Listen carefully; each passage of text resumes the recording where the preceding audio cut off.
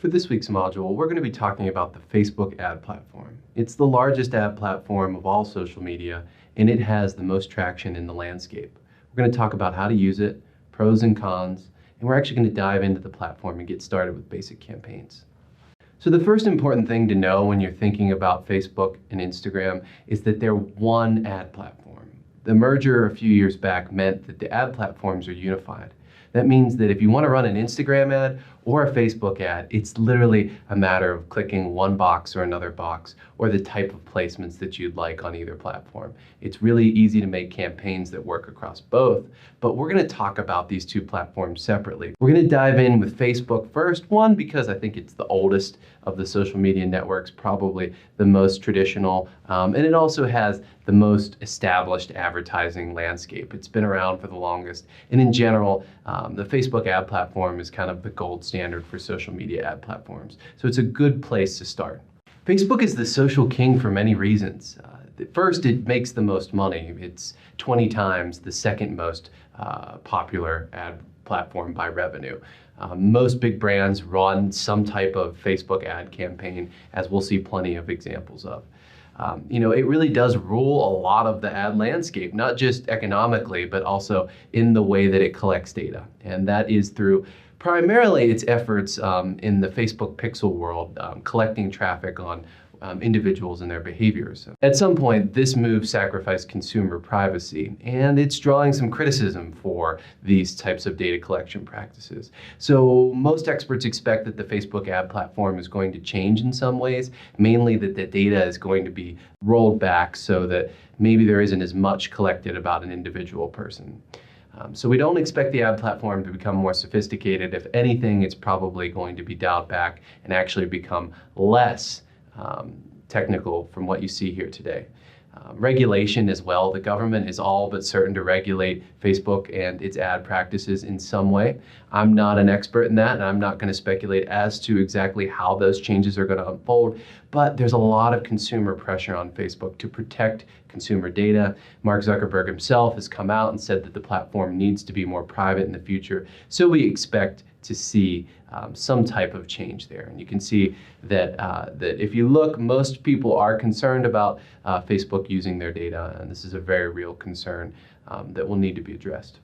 So when we think about who advertises on Facebook, it's not just big companies. Of course, they do make up the majority of revenue, or 20% of the total revenue, a large chunk, but really it's not like there's one or two companies that do the majority of advertising spend on Facebook. Instead, it really is something that's built for local results. So local businesses and smaller brands and emerging products tend to really work well on the platform. So the reason we're showing it to you here in this social media lecture is really we think that there's a lot of possibility for using Facebook and its counterpart Instagram for small business and for local business. So we're going to show you some of the pros and cons associated with that. It's no surprise that Facebook is the most common social media platform.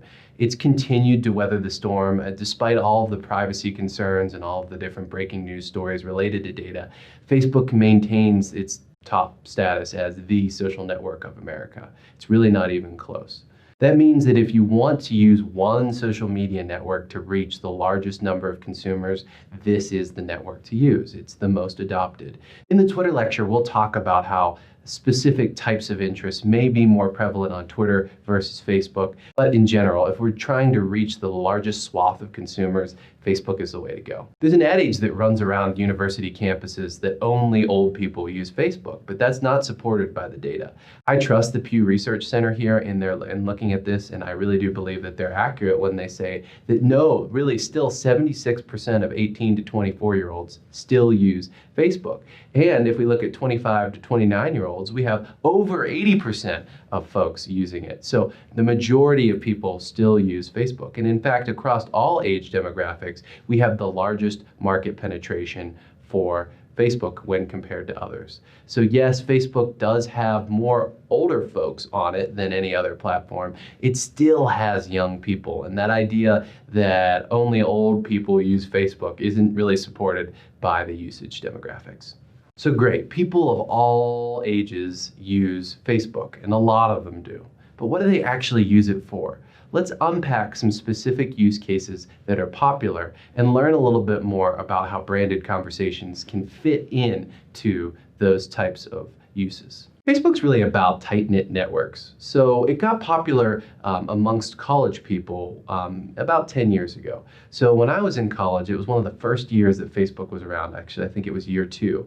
And there were little flyers that were posted in dormitories and in other places around campus that said, sign up for Facebook, a way to be in touch with your campus and fellow classmates. And that's what the social network did in the early years, is it actually connected students and helped them learn about folks that had similar interests, learn about events, and also just, have an online persona that approximated popularity.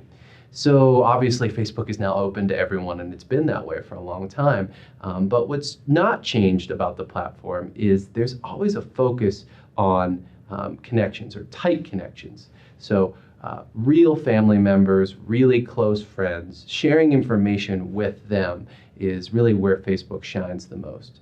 If someone gets married or even engaged, the first place that they often share that information publicly isn't on Twitter, it isn't on Instagram, it's usually on Facebook, because Facebook reaches that largest audience of your family members and friends. So that really is what I mean when I think of a tight connection, and I think that's what Facebook really does well, is it helps us kind of maintain those tight friendships and tight family relationships.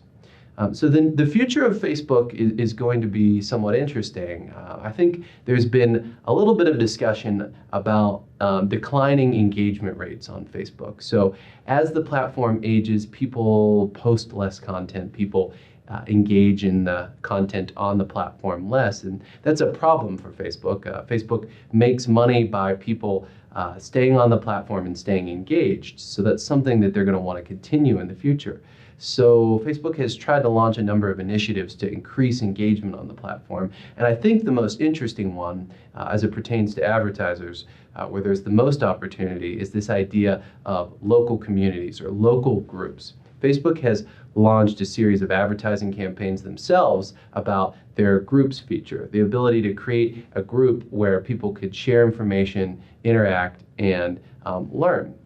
So this is what we think of when we think of the future of Facebook. So let's look at Facebook groups. Facebook groups are really created to engage groups of people around specific topical interests. So here's a vibrant community that my wife uses all the time. This is the Boulder Area Moms Group. And this group doesn't actually have the most members. It doesn't have hundreds of thousands of members because there aren't hundreds of thousands of moms in Boulder County, but it does have a ton for the relative population. And the amount of information that you can find in this group is kind of staggering. The first time that something unusual happens to our 2-year-old, my wife goes straight to this page and searches for whatever's going on. And 9 times out of 10, there's an informed post with lots of opinions from moms that are really just down the street from my wife. So this is a really interesting and valuable way that Facebook is cultivating information. So this is what the future of groups look like on Facebook. Groups of people that maybe aren't related like family members or friends, but groups of people that are based around local interests or based around local community gatherings and sharing information and engaging in dialogue. Here's another type of Facebook group, and in fact here we have a group dedicated to the University of Colorado Boulder.